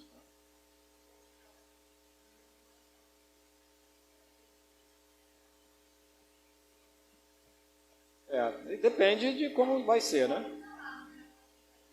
A Bíblia na rua. Não mas se acontecer isso, aí vem um pacote completo, não vem só isso. Eu não posso andar com a Bíblia, mas por quê? Por que não pode andar? Porque não vai poder pregar, não vai poder falar dela, né? Normalmente vem coisas atreladas. Aí é que a gente vai ter que toda hora fazer essa reflexão. Falar dela, mesmo não estando com ela? Olha, países como a China, você não só não pode andar com a Bíblia, mas não pode falar dela. China, Coreia do Norte, Eritreia, Marrocos. Se você for lá e pegar uma Bíblia e andar com ela na rua, vão te parar e vão te prender. Tem assim, até casos de ações missionárias, né? Ou igrejas mesmo, que as pessoas, quando vão se reunir, elas não podem andar com a Bíblia. E esses casos desses lugares. Geralmente a Bíblia não é para todo mundo, então cada um leva um pedacinho da Bíblia para sua casa. Aquela pessoa, ela sabe ler o texto da Bíblia de frente e verso. Quando chega lá no templo e pede, ou estão reunidos, eu quero ler Isaías 53. O irmão que estava com Isaías 53 fala isso para todo mundo ouvir. Porque ele sabe, porque ele decorou, porque ele só tem aquele pedaço da Bíblia. Tem lugares que isso acontece. Sim, mas não é isso que eu estou falando aqui. Essas são estratégias que você vê em diversos países do mundo, né? Muitas estratégias. O G12, dos 12, nasceu numa estratégia. Porque, por exemplo, não podia se reunir a igreja, não podia, né? O governo perseguia e matava os cristãos. E aí, o que eles fizeram? Vamos ter reuniões em casas. Só que vamos estipular um número, porque se passar desse número, o governo vai entender, alguém vai denunciar, vai caracterizar que é uma igreja. Então estipular lá um número de 12, que aí 12 parece ser uma reunião em família. E a igreja sobreviveu nessas reuniões de 12 em 12, coisa que não tem nada a ver com o Brasil, né? Aí o G12 vem para o Brasil, mas a ideia não cabe, são contextos diferentes. São estratégias que a igreja usou, que a decisão do governo estava comprometendo a obra, e elas decidiram não obedecer, estava lá se reunindo. O fato delas se reunir como igreja já estava em desobediência. O fato do irmão levar um pedacinho da Bíblia para casa para decorar, ele já está em desobediência. Desobediência ao governo. mas obedecendo a Deus. E aí vamos criar estratégia. Se aqui decidirem proibir você andar com a Bíblia, a proibição vem completa. É andar com a Bíblia, falar da Bíblia, pregar a Bíblia, e a gente vai ter que criar estratégias para poder obedecer a Deus, porque importa obedecer a Deus do que os homens. Talvez não seria necessário pegar a Bíblia para sair e afrontar, porque aí eu posso ser preso e morrer, e vou ter mais dificuldade para continuar fazendo a obra. Não é uma questão de ser um anarquista, mas eu vou criar estratégias para continuar obedecendo a Deus. Ou seja, não vou obedecer a uma ordem que fere, comprometa a obra de Deus. É isso que a gente vai ter que analisar em todo o tempo, como igreja e na nossa vida particular. O que você faz lá no seu trabalho que pode estar comprometendo o Evangelho? Que pode estar comprometendo o teu relacionamento com Deus? A gente tem que refletir sobre isso. Começou o coronavírus, aí não podia sair, ninguém podia sair de casa ou com a máscara, mas não poderia se reunir no templo. A estratégia foi a live. E aí os irmãos conseguiriam ser alcançados e continuariam ouvindo a palavra do Senhor. Isso aí. Então a estratégia como essa que não vai ferir para não comprometer a obra. E hoje até sabe que foi uma dos... A vida espiritual, né? A área espiritual, a ciência diz isso, ela é importantíssima para o ser humano, para qualquer ser humano. Ela é fundamental, inclusive diante de doenças graves como o câncer. A ciência recomenda a espiritualidade porque ela ajuda no processo de tratamento de doenças. Então, aí, é claro, a espiritualidade que a ciência está recomendando não é o Evangelho, não é Jesus.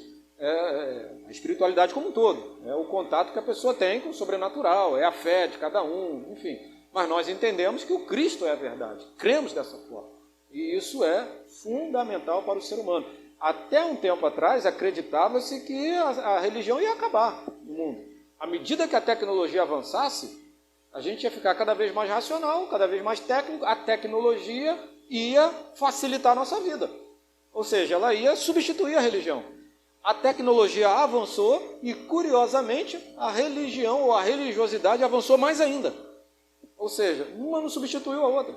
Muito pelo contrário, né? Aumentou ainda o aspecto religioso do ser humano. E a gente sabe de onde vem isso. Deus criou o homem e tem um vazio no homem que só cabe ele. Só o homem natural não sabe disso. Aí tenta preencher esse vazio com um monte de coisas. Com vícios, com pessoas, com tecnologia, e não consegue. Não consegue preencher. Continua na angústia, continua na ansiedade. Por quê? Esse espaço só cabe Deus ali. Por isso que Jesus disse, eu preciso estar em vós para a sua alegria ser completa. Só vai completar a nossa alegria o próprio Cristo habitando em nós. Qualquer outra coisa não preenche. Só que o homem natural não entende isso, não quer entender. Por quê? Se ele entender também, ele sabe que ele vai ter que renunciar a muitas coisas.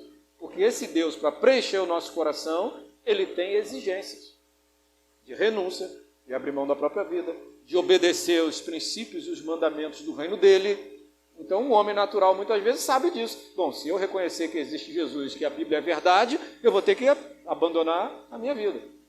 Vou ter que abandonar minhas práticas. E eu não quero, porque elas me dão certos prazeres. E eu quero manter isso.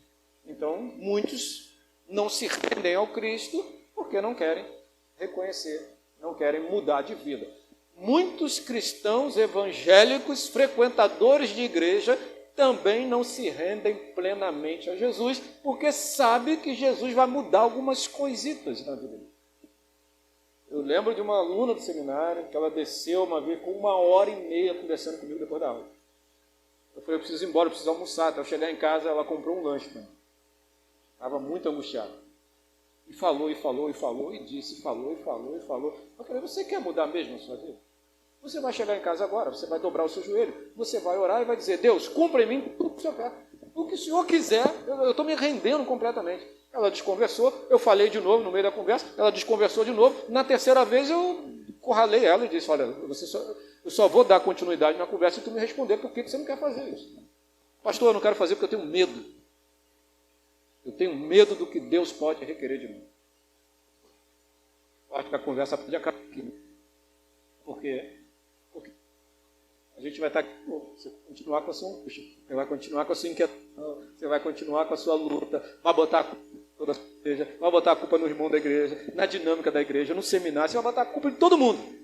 Por quê? Porque você não quer se render. Duro é para ti recalcitrar contra os aguilhões. Não tem jeito. Ou você se rende, ou você vai sofrer. Ou vai virar o Jonas no navio, dormindo no navio, joga ele no mar, vai para a barriga do peixe. Nada se soluciona. Só vai solucionar quando você se render a Deus completamente. Então, como essa irmã, tem muitos cristãos hoje assim. Tem medo de se render a Deus. E fica ali na relação superficial com Deus. Ele vem aqui, ele pega uma porçãozinha de Deus, ele recebe um manazinho, ele sai daqui às vezes com uma pitada de alegria, ele faz alguma coisinha para Deus, mas ele sabe que Deus quer alguma coisa maior com ele. Mas ele não quer. Qual é a solução disso? Qual é o desfecho disso aí? Um cristão angustiado, inquieto. E que às vezes vai dar trabalho. Vai dar trabalho, pastor está ruim, pastor está difícil, pastor está complicado, pastor está não sei o quê. Mas na verdade ele não quer se render. Porque ao se render, ele vai ser pleno de Deus. Só que na mente dele, vou ter que perder muita coisa. Tem que abrir mão daqui, tem que mudar ali, tem que me posicionar aqui, tem que fazer isso aqui. Aí ele percebe que isso tudo vai ser muito dificultoso e não quer se render. Diga, Renan. É curioso como isso que o senhor está falando para a gente, às vezes é difícil, né, tomar essa decisão, mas para alguns parece que é muito fácil, né? Olhando, né, parece que a pessoa decide de uma forma tão convicta. Tem uma história de um irmão que ele nasceu na família real do Marrocos, né? Isso até citou aí, e no Marrocos é proibido a Bíblia, né? O único local que existe a Bíblia é dentro das universidades que eles utilizam para estudar, para contrapor com o Alcorão. E esse cara, fazendo um estudo para poder fazer o trabalho de conclusão do curso dele, ele pegou o Evangelho de Lucas e deveria pegar o Alcorão para contrapor. E lendo o Evangelho de Lucas, ele se converteu. E acaba que ele fala que cada vez que ele lia o mesmo versículo, ele entendia uma nova coisa de Deus. Deus se revelou para ele só com o Evangelho de Lucas. Ele se converteu, e aí passa de vários processos, até que ele precisa contar para a família. Então ele é expulso do país, é considerado traidor da pátria, né? Traidor da religião. Então ele não pode mais ter contato. E ele sabia disso, porque ele fica durante um ano que ele fica ali angustiado. Porque ele precisava expor isso. Ele sabia que no momento que ele expôs era uma decisão sem volta. E ele podia morrer, inclusive, né? Mas por ser da família real, a família expulsou ele do país. Ele não tem mais contato com a família.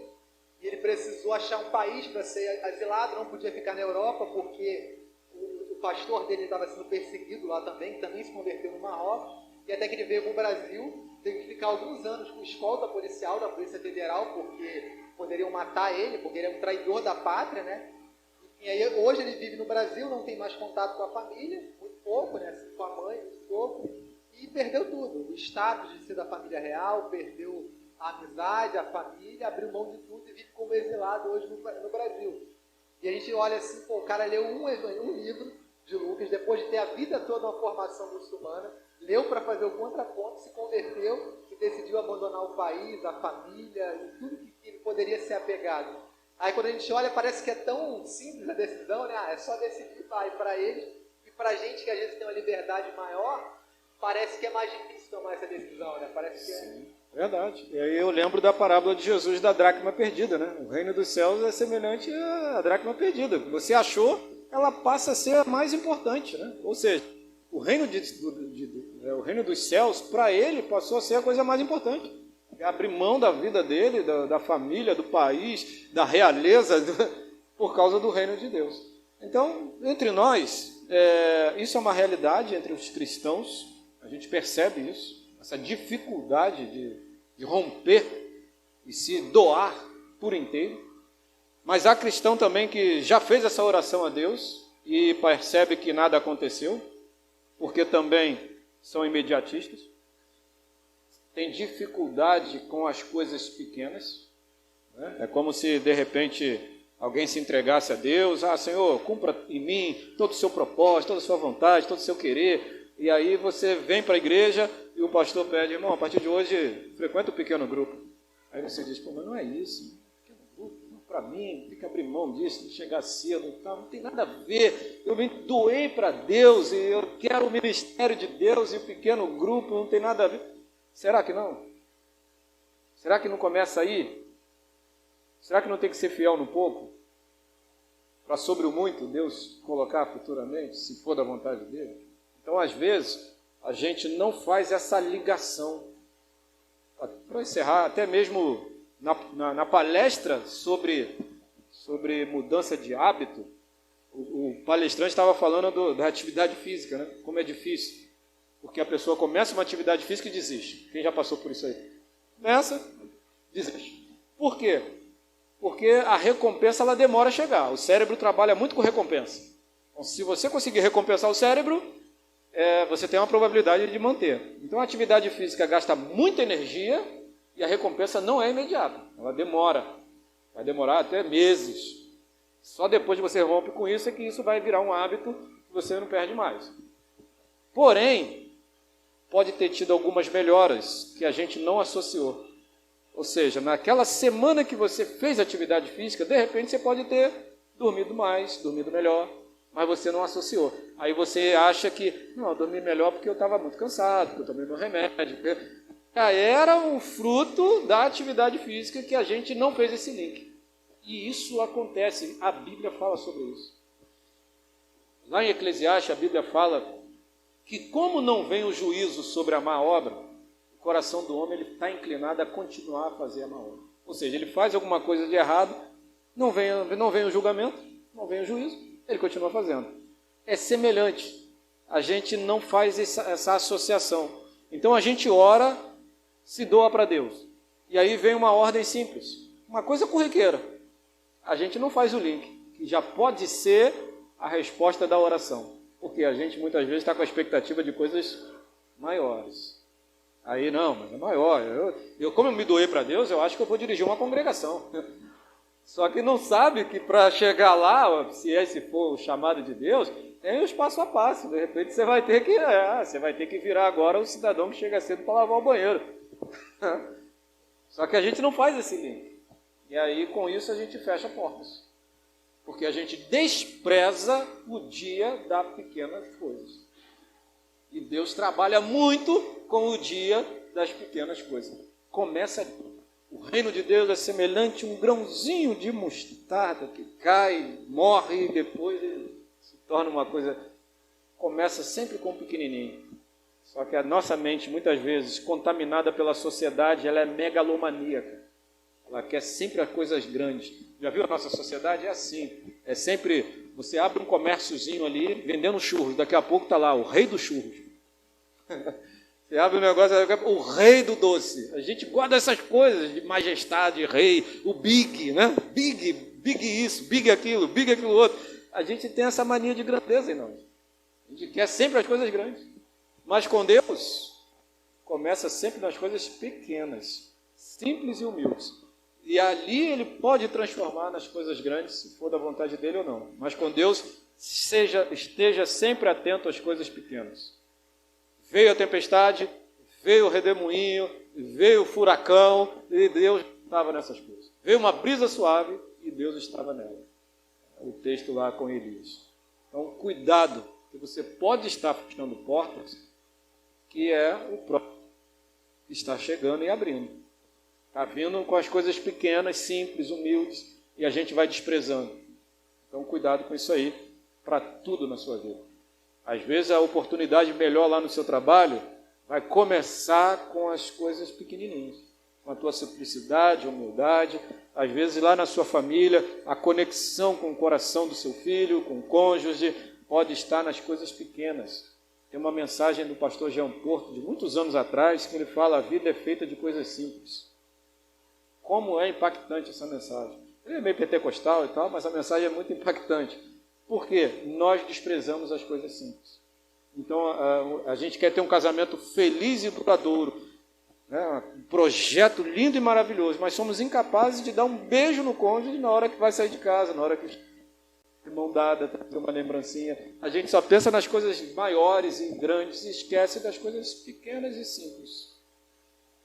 Coisas do nosso dia a dia, corriqueiras, mas que vão fazer uma diferença enorme nas coisas maiores. Os pequenos comportamentos, as pequenas ações, as pequenas palavras, os pequenos gestos. Ali está a vida. A vida se resume ali. Quantas grandes decisões você tomou nessa semana? Talvez nenhuma. Mas quantas decisões pequenas você tomou? Inúmeras. Você nem se dá conta disso. Você decidiu o que acordar, o que não acordar, o que comer, o que não comer, o que fazer, o que não fazer. A vida consiste nessas questões pequenas. E a gente, às vezes, despreza elas. Amém? Que Deus te dê entendimento em tudo. Que Deus confirme no seu coração.